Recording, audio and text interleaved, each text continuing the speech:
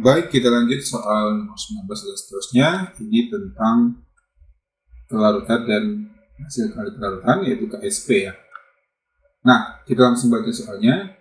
Dalam 200 ml suatu larutan hanya dapat terlarut 1,39 gram PbCl2, ada AR-nya. Nah, ditanya adalah berapakah KSP. Nah, kalau kita belajar tentang konsep KSP, ada dua konsep yang diingat. Pertama, apa itu yang disebut dengan kelarutan, atau bahasa Inggrisnya solubility, sehingga simbolnya S. Nah, jadi yang namanya kelarutan itu definisinya adalah konsentrasi suatu larutan. Itu konsentrasi berarti molaritas ya. Konsentrasi larutan saat jenuh. Nah, ini ada istilah jenuh. Jenuh itu berarti tepat jenuh berarti dia maksimum konsentrasinya. Jadi kesimpulannya kelarutan itu sama dengan molaritas. Berarti molaritas itu mol per volume. Nah, kalau kita punya massa dibagi ml-nya dikali 1000 dibagi volume satuannya mililiter. Nah, jadi konsep dari kelarutan adalah konsentrasi saat larutannya jenuh. Memangnya ada yang nggak jenuh? Ada. Jadi kalau dia belum jenuh berarti dia belum maksimum. Kalau udah jenuh berarti dia pas maksimum. Sedangkan kalau dia lewat jenuh maka terjadi endapan. Nah, kemudian yang kedua, hasil kali kelarutan yang disebut dengan KSP. KSP. Kalau di bahasa Inggrisnya SP itu, kalau K itu kan konstan, S itu solubility, P itu produk, berarti hasil kali. Jadi hasil kali sini berasal dari kata-kata produk. Nah, kalau konsep atau definisinya hasil kali konsentrasi ion-ion. Hasil kali konsentrasi ion-ion. Konsentrasi ion-ion pangkatkan koefisiennya masing-masing. Nah, kalau begitu, seandainya kita punya PbCl2, maka bagaimana cara menulis KSP-nya? Nah, dan kalau diketahui di soal ada massa, lalu ada ml, ada volume, berarti kita bisa mencari S dulu ya. Nah, kalau gitu yuk kita mulai dari ionisasinya. PbCl2 kalau diionkan maka akan terjadi jadi ion-ionnya. Ionnya apa? Ada Pb, ada Cl ya. Cl. Nah, Cl itu min 1 muatannya. Karena indeks Pb, indeks Cl di sini ada 2, maka koefisien Cl di sini harus 2. Muatannya Cl 2 kali min 1 min 2, maka Pb-nya 2 plus. Nah, kalau ini punya kelarutan PbCl2 sebesar S, maka dari perbandingan koefisien 1 banding 1 banding 2, maka ini S, si Cl-nya 2 kali S. Nah, kalau kita ingin menulis KSP-nya, hasil kali konsentrasi ion-ionnya. Ion-ionnya siapa aja? Pb2 plus pangkat 1, karena koefisiennya 1, dikali Cl min pangkat berapa? Pangkat 2, karena koefisiennya 2. Kemudian Pb2 plusnya kita masukkan S, lalu Cl-nya adalah 2 kali S pangkat 2. Maka KSP-nya 2S pangkat 2 berarti 4 ya. 4S pangkat 2, ini pangkat 1, pangkat 2 pangkat 1 jadi pangkat 3. Nah, hubungan KSP dengan S itu. Lalu kita cari yang namanya molaritasnya dulu. Molaritasnya si PbCl2. Nah, S itu kan sama dengan molaritas. Berarti molaritas itu massa, atau kalau kita ingin rumusnya, massa dibagi mR dikali 1000 dibagi volume satuan mili. Nah, massanya berapa? 1,39 mR. Nah, bagaimana mencari mR? Untuk mencari mR PbCl2, Pb-nya 207 tambah Cl-nya kan ada 2, maka dikali 2. 2 kali 35 70 tambah 2 kali 0,5 maka 71. Maka mR-nya 278. 278 1000, volumenya 200 mili ya. Nah, dibagi dengan 200 ml. Nah, kalau gitu kita coba hitung. 1000 dengan 200 berarti 5. 1,39 dengan 278. Kalau ini kita kali 2, 139 kali 2, 278 ya. Berarti ini 2 di bawah, tapi karena ini koma berarti 200. Berarti 5 per 200, maka S-nya adalah 2,5 kali 10 pangkat min 2 molar. Nah, setelah kita memperoleh berapa S dan rumus KSP-nya, maka tinggal kita masukkan mencari rumus KSP 4S pangkat 3. Berarti KSP 4S pangkat 3. S-nya yang mana? Yang ini, 2,5 kali 10 pangkat min 2. 2,5 kali 10 pangkat min 2. Jadi kita masukkan S-nya.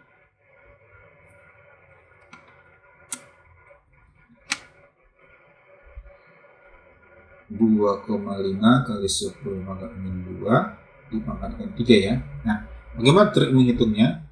4 kali 2,5 itu pangkat 3, maka boleh 2,5 dikali 2,5 pangkat 2. 25 kuadrat 625, berarti 6,25 kali 10 pangkat min. Kalau pangkat dipangkatin jadi kali ya, 2 kali 3 berarti min 6. Nah, 4 kali 2,5 10, berarti tinggal 6,25 kali 10 pangkat. Ini ada pangkat 10, ini ada pangkat 6, berarti pangkat min 5. 6,25 kali 10 pangkat min 5, maka jawabannya adalah yang C. Apa yang penting di sini? Yaitu pertama adalah konsep KSP. KSP itu berarti hasil kali konsentrasi ion-ion dipangkatkan ke koefisien masing-masing. Sedangkan S itu sama dengan molaritas. Kita lanjut soal nomor 20. Jika CaCO3 mempunyai KSP 2,5 10 min 9, maka massa dari CaCO3 yang terkandung di dalam 500 ml lautan, di mana ada airnya juga ya. Nah, berarti kita punya volume dan ada AR. Artinya kalau kita mencari massa, berarti coba kita ionkan CaCO3 dulu. Kalau kita ionkan CaCO3 hasilnya apa? Ca2+ tambah CO3 2-.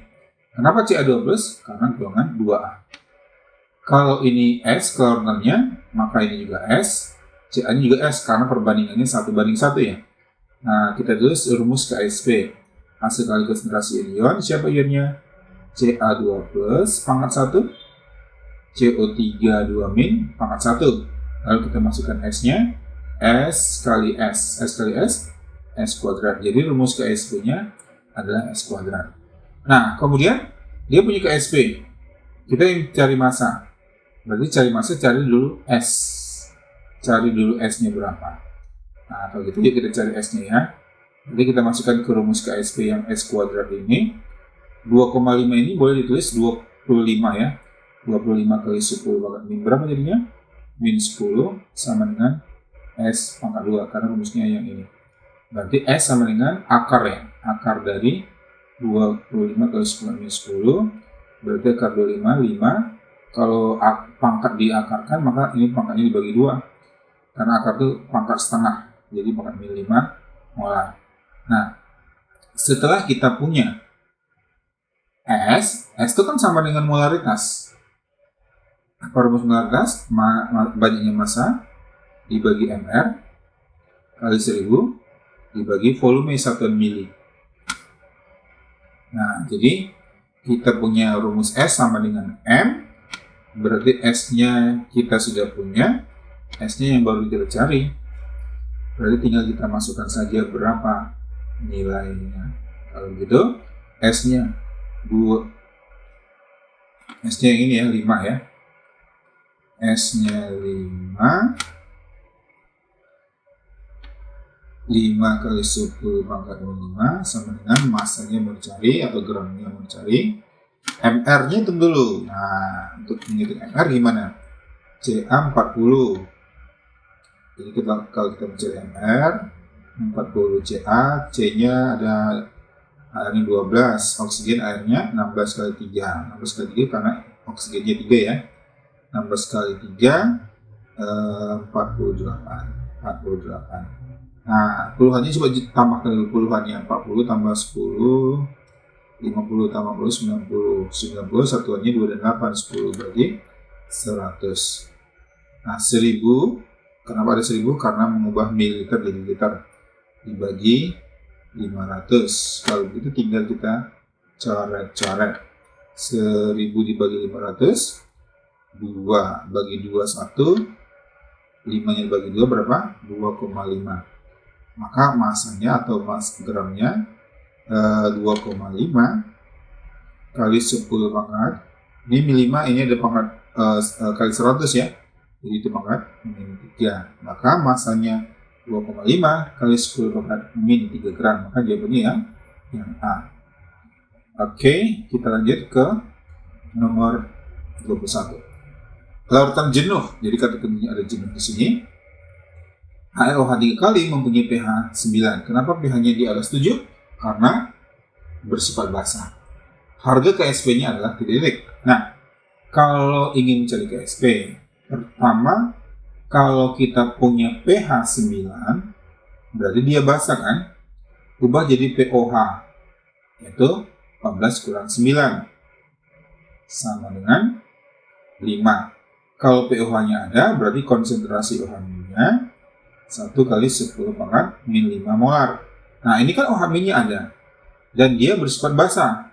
Berarti kalau kita mengionkan, ionisasinya apa? ALOH 3 kali, ionisasinya adalah Al plus 3 tambah OH minus. Ada OH-nya 3 di kanan di kiri, berarti dikali berapa di sini? Dikali 3. Nah, kan kita punya konsentrasi OH min, yaitu 1 kali 10 pangkat min 5. Apakah kita bisa mencari AL? Bisa, dari perbandingan koefisien 1 banding 3. Berarti 1 per 3 atau 3 per 1? 1 per 3 kali yang ini. 1 kali 10 pangkat min 5. Berarti jawabannya tetap 1/3 kali 10 pangkat min 5 molar ya. Nah, kita punya konsentrasi AL. Kita punya konsentrasi OH min. Padahal yang namanya KSP ALOH 3 kali itu hasil kali konsentrasi ion Al 3 plus pangkat 1 karena koefisiennya 1 dikali OH minus pangkat berapa? Pangkat 3. Nah, ini dikali ya, bukan ditambah. Kenapa begitu? Karena bahasa Inggris solubility product itu hasil kali. Nah, kalau gitu AL-nya sudah ada, OH-nya sudah ada, tinggal kita masukkan 1/3 kali 10 pangkat min 5. OH minnya berapa? 1 kali 10 pangkat min 5 pangkat 3. 1/3 kali 10 pangkat min 5. 10 pangkat min 5 dipangkatkan 3. Pangkat dipangkatkan dikali, berarti min 5 kali 3, 15. Kalau dikali dijumlah, berarti 1/3 kali 10 pangkat min 5 min 15 min 20. Maka KSP-nya 1/3 kali 10 pangkat min 20. Nah, ini kan 1/3-nya diganti dengan 3,3. Berarti ini 3,3 kali 10 pangkat min 1 ya, 1/3 itu ya. Lalu di sini 3,3 kali 10 min 1, min 1 min 20, min 21. Maka jawabannya adalah yang E. Nah, lanjut ke nomor 22. Garam perak, jadi sebutkan perak berarti Ag semua ya. Nah, yang paling mudah larut dalam air. Nah, dari mana kita menentukan ini mudah larut, ini sukar larut? Nah, untuk menentukannya, kita cari S-nya. Jadi kalau paling mudah larut itu berarti banyak larut ya. Nah, berarti dia banyak larut. Nah, kalau banyak larut, maka kita cari nilai S-nya atau kelarutannya itu yang besar. Kenapa yang besar? Karena banyak larut. Kalau kecil, sedikit larut. Sedikit larut itu sukar larut namanya ya. Nah, berarti kita punya KSP, berarti kita mau cari S. Nah, untuk menentukan S, biasanya ada rumus KSP hubungannya dengan S. Nah, yuk kita mencari rumus umumnya atau mengingat rumus umumnya kembali. Yaitu rumus umumnya gini, n kurang 1 dipangkatkan n kurang 1 dikali s pangkat n, di mana n-nya adalah jumlah ion. Nah, jumlah ion kalau terion. Jadi kalau n-nya sama dengan 2, n-nya sama dengan 3, n-nya sama dengan 4, maka dari sini dapat kita rumus KSP. Maka KSP rumusnya apa? Nah, 2 kurang 1, 1 pangkat 1, 1. S pangkat n, n-nya 2 ya. Kalau n-nya 3, 3 kurang 1, 2 pangkat 2, 4. 4S pangkat 3. Kalau 4, KSP sama dengan 4 kurang 1, 3 pangkat 3, 27, S pangkat 4. Rumus ini, rumus yang di atas, yang ini, hanya berlaku untuk N kurang dari sama dengan 4. 5 nggak berlaku lagi. Ya, jadi syaratnya 2, 3, 4. 2, 3, 4. G Samsung. Oke, kalau begitu kita coba menghitung ion masing-masing. Bisa menghitung ion nggak? Cara mengionkan AgCl. Nah, jadi kalau nanti AgCl ini potong di sini aja. Ag tambah Cl, berarti N-nya berapa buah? N-nya 2. Kemudian Ag2CR4. Potong di sini, CR4-nya dihitung 1. Karena dia ion poliatomik namanya ya. Jadi ini dihitung 1. CO3 juga dihitung 1. Seperti SO4. Nah, ini 2, ini 1.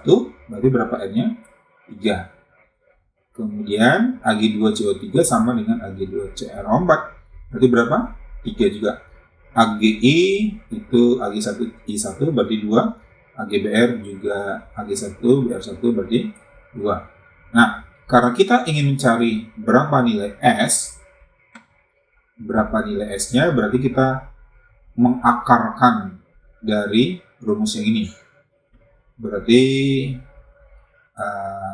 atau bentuknya berarti S sama dengan akar pangkat N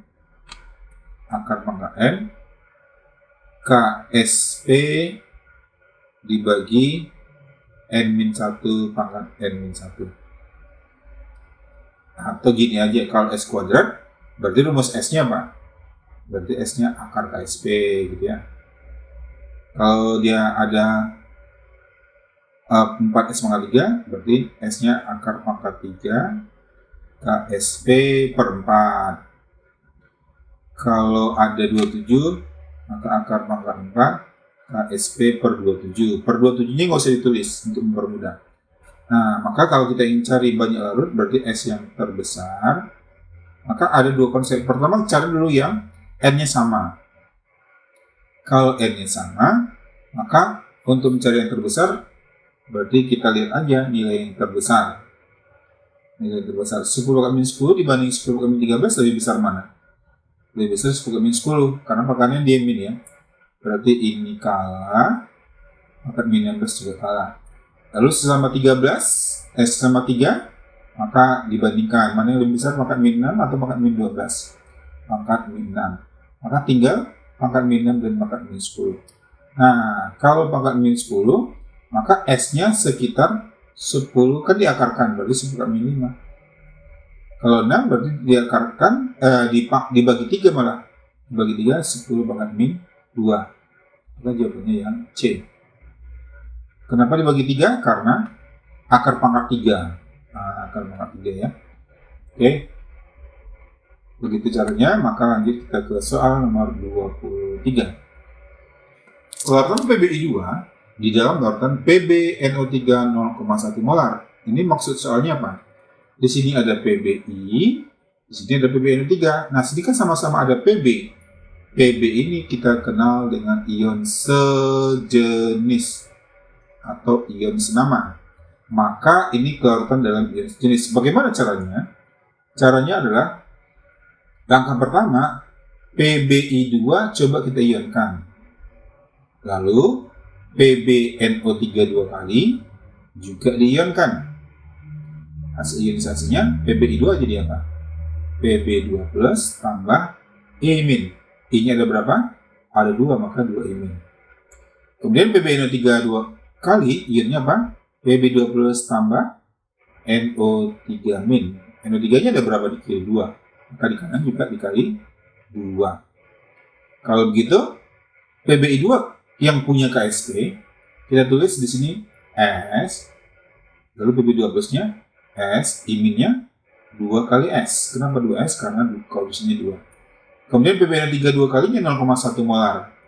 0,1 molar. Nah, PB-nya berapa? Perbandingan koefisien 1:1. Berarti PB-nya 0,1 molar. NO3-nya enggak penting. Kenapa? Karena ion sejenisnya PB. Setelah kita menulis ionisasinya, lalu ion sejenis yang ada dari PbNO3 ini menggantikan S yang di sini. Atau bukan digantikan, sebenarnya ditambah. Tapi ketika kita tambahkan S ditambah 0,1, maka S yang ini diabaikan. Maka ini boleh dicoret, diganti 0,1. Nah, lalu kita tulis rumus KSP PbI2. Konsentrasi Pb2 plus dikali konsentrasi I min yang dikuadratkan. Gitu. Nah, lalu kita ingin mencari S kelarutan dalam ion sejenis. Maka nanti I min-nya kan 2S. Nah, S yang di sini kan sama dengan yang di sini. Walaupun sini ada angka 2, nanti kan tercoret juga. Jadi kita cari S melalui I min. Kalau gitu KSP-nya masukkan 1,6 kali 10 pangkat min 8. Nah, PB2 plusnya sebenarnya S ditambah 0,1 ya. Tapi S ini diabaikan karena apa? Karena kecil. Maka ini tinggal 0,1. Sedangkan I min-nya 2S yang dipangkatkan 2. Kalau gitu tinggal kita menghitung. Ini 0,1. Atau boleh nggak ditulis 10 pangkat min 1? Boleh ya. Kemudian 2S pangkat 2. 4S pangkat 2.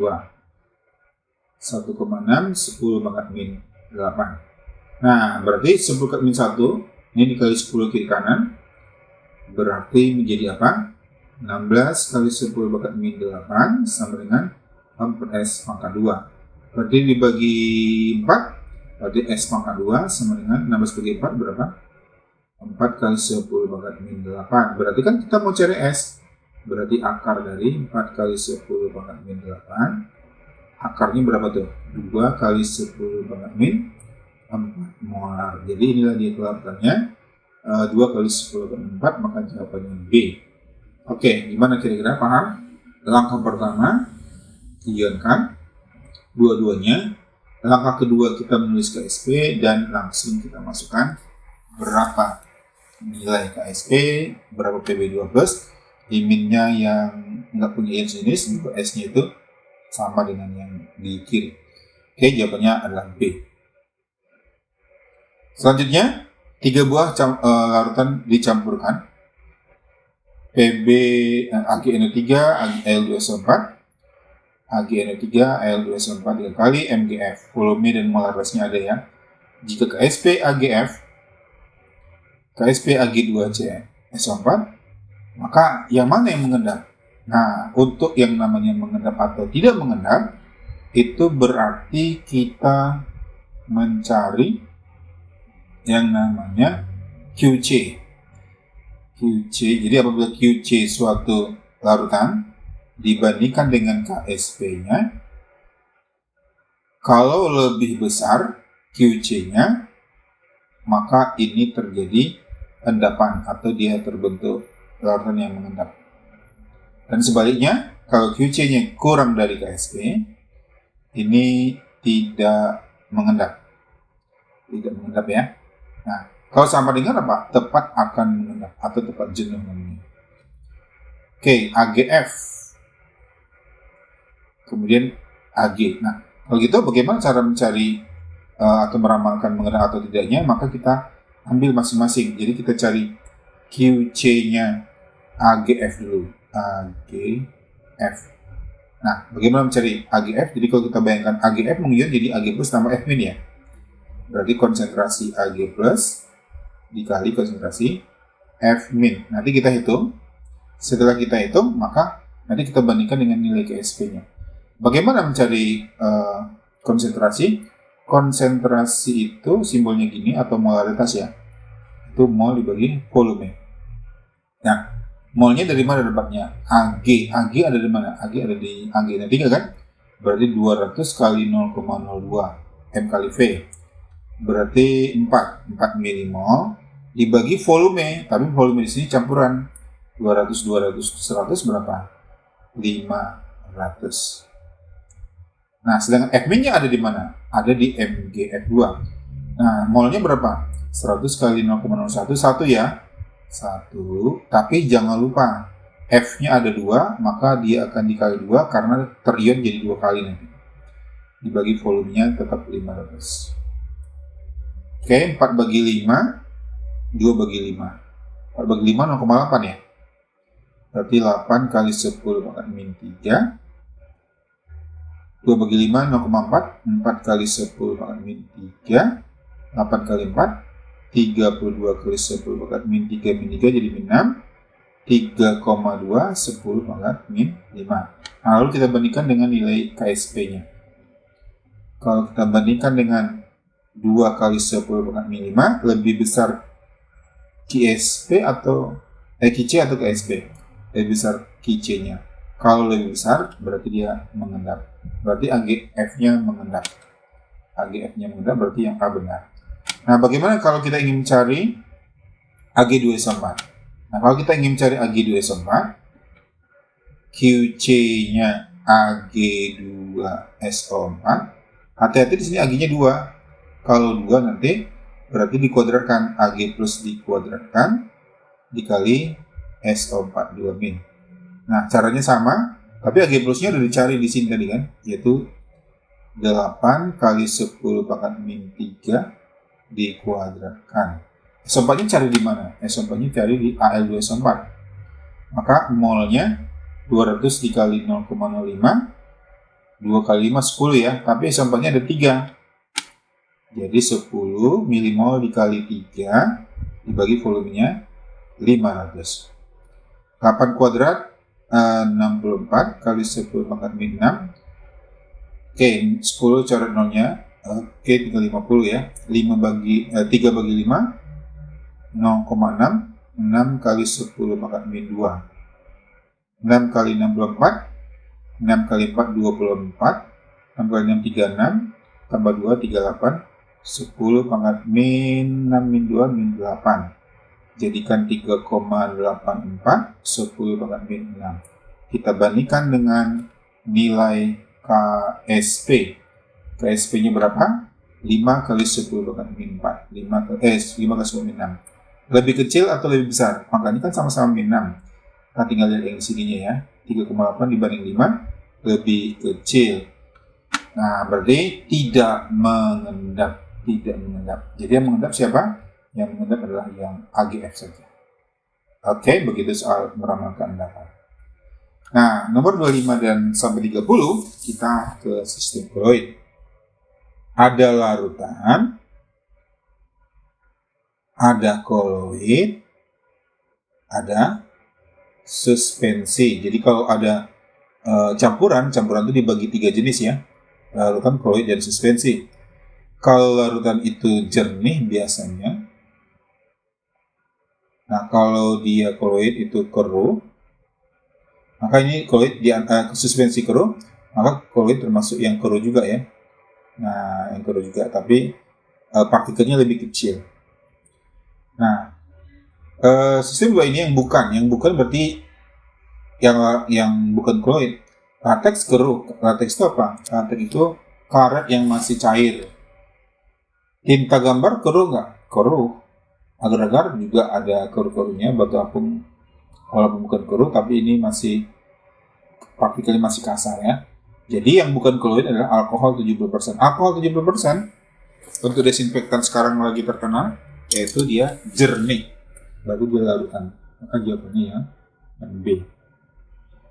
Nah, soal selanjutnya, dispersi padat dalam cair.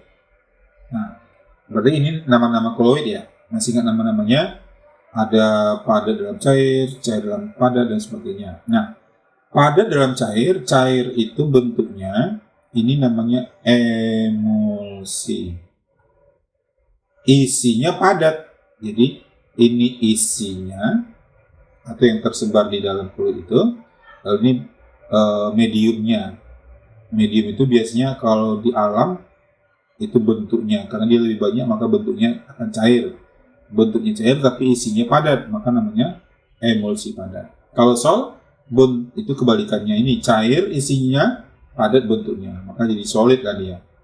Aerodinamika aerosol berarti bentuknya gas. Suspensi enggak koloid ya. Nah, lanjut sifat adsorb. Apa arti adsorb? Penyerapan. Ingat istilah bahasa Inggris absorption. Nah, yang A pembentukan delta. Delta itu koagulasi ya. Koagulasi atau penggumpalan. Warna langit kenapa jadi bermacam-macam? Karena ada efek apa? Efek indal. Penarikan debu. Nah, itu bisa absorpsi, bisa juga namanya elektroforesis. Ya, jadi ini bisa elektroforesis.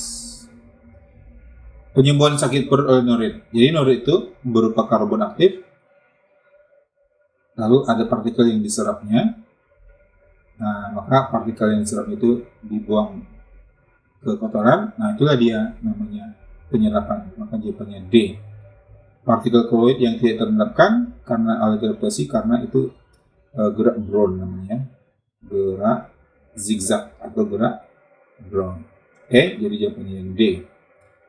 Nah, soal nomor 28. Cara pembuatan koloid dengan jalan mengubah partikel kasar menjadi partikel koloid disebut. Nah, karena koloid itu berasal dari di antara dua jenis campuran, apa saja? Yaitu ada larutan, ada suspensi kasar ya.